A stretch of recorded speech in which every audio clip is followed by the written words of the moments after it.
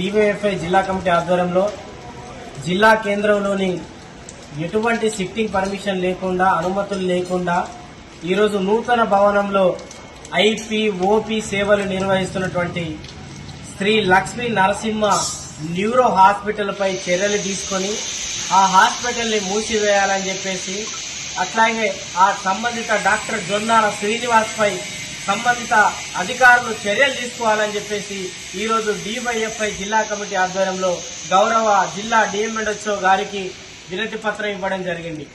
జిల్లాలోని ఈరోజు fire safety అట్లాగే మున్సిపల్ సంబంధించిన పర్మిషన్ కావచ్చు, డిఎంఎండ్ఓ అధికారుల పర్మిషన్ కావచ్చు, ఇవేవి పర్మిషన్ లేకుండా తన ఇష్ట రాజ్యాన్ని నడుపుతూ ఈరోజు ఈ అన్ని అనుమతులు తీసుకోవాల్సి ఉండగా కూడా వాటన్నిటిని కూడా తుంగలో తొక్కుతూ ఈరోజు తన ఇష్ట రాజ్యంగా నగరంలోని నడిబొడ్డున డాక్టర్ స్ట్రీట్ లో ఈరోజు నూతన భవనంలో నిర్మిస్తున్న ఓపీ ఐపీ సేవలు నిర్వహిస్తున్నటువంటి శ్రీ లక్ష్మీ నరసింహ హాస్పిటల్ పై చర్యలు తీసుకుని ఆ హాస్పిటల్ మూసివేయాలని చెప్పేసి కూడా ఈరోజు డివైఎఫ్ఐ జిల్లా కమిటీ డిమాండ్ చేస్తా ఉన్నది.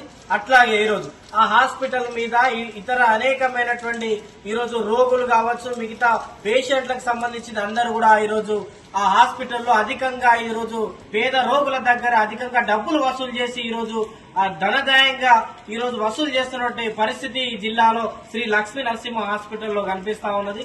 ఈ రోజు ఎటువంటి ఫైర్ సేఫ్టీ లేదు, ఎటువంటి అనుమతులు లేవు, మున్సిపల్ అనుమతులు లేవు.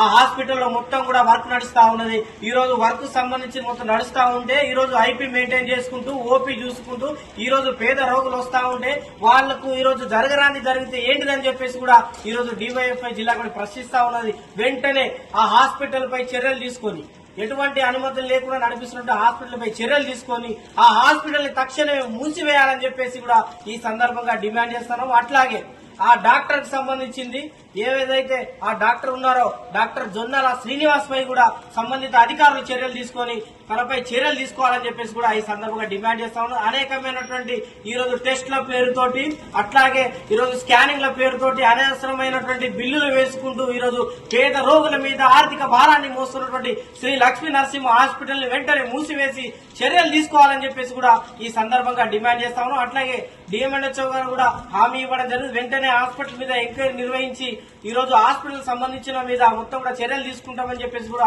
హామీ ఇవ్వడం జరిగింది. వెంటనే హాస్పిటల్ మూసివేసి చర్యలు తీసుకోవాలని చెప్పేసి కూడా ఈ సందర్భంగా డిమాండ్ చేస్తా ఉన్నాం. నరేష్ పటేల్, డివైఎఫ్ఐ జిల్లా కార్యదర్శి, Karimnagar. Hi, this is Neha Shetty. Please subscribe to GK News. Hi everybody, subscribe to GK News.